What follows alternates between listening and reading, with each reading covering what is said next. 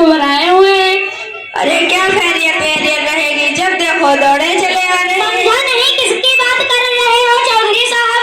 अरे वही मस्जिद मदरसे वाले लोग। क्या रिश्ता की बात करने आते हैं? अरे फालतू की बकवास मत करो, दिमाग से ठिया गया है क्या तुम्हारा? काम करना चौधरी साहब, जुबान फिसल गई। चौधरी साहब, अरे अबू सहमा भाई, चौधरी साहब टेंशन में हैं और आप चौधरी साहब की फिरकी ले रहे हो। जी चौधरी साहब, वो मदरसे वाले लोग आपके पास क्यों आते हैं? अरे जहाँ धान गेहूँ तैयार होता है कि पहुँच जाते हैं, कहते हैं उसर दो। अरे चौधरी साहब, तुम्हारे तो घर ही पहुँचते हैं, हमारे तो खेत पर ही पहुँच जाते हैं। और मेरे नाना इतने कंजूस और मक्खी चूस है कि उनको देना तो बहुत दूर की बात है कि परिंदों को चोंच भी न मारने देते हैं। अरे चौधरी साहब, और मदरसे वाले फसल आती है तो उस पर उसर मांगने आ जाते हैं, और रमजान आता है तो ज़कात मांगने आ जाते हैं। हम लोग कितने मेहनत से खेती करते हैं और ये लोग आसानी से लेकर चले जाते हैं। हाँ सलाम भाई, हर साल ज़कात निकालते रहेंगे तो बीवी बच्चों के लिए क्या जमा कर पाएंगे?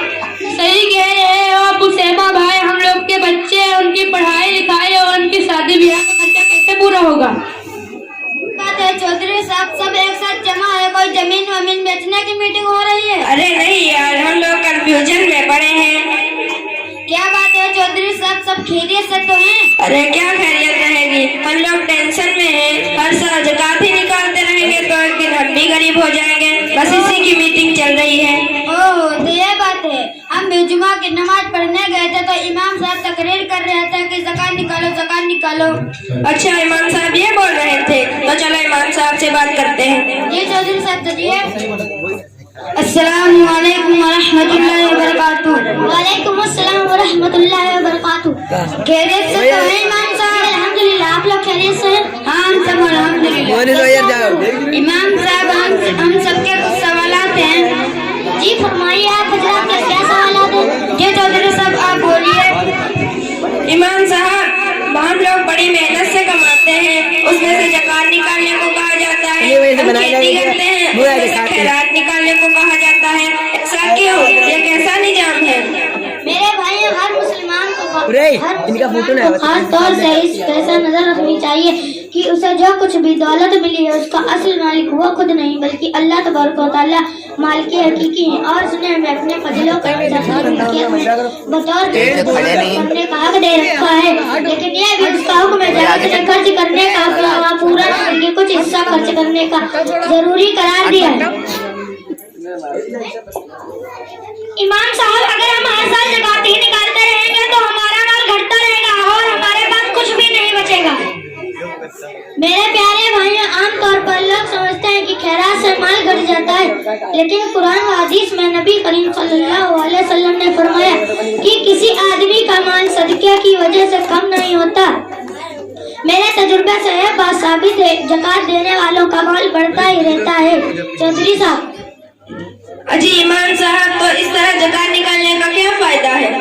मेरे भाइयों, ज़कात और सदक़ात के बेशुमार फायदे हैं। बहरहाल मेरे पास इस वक्त मुफ्ती साहब मौजूद, चलिए उनसे इस्तेफादा करते हैं।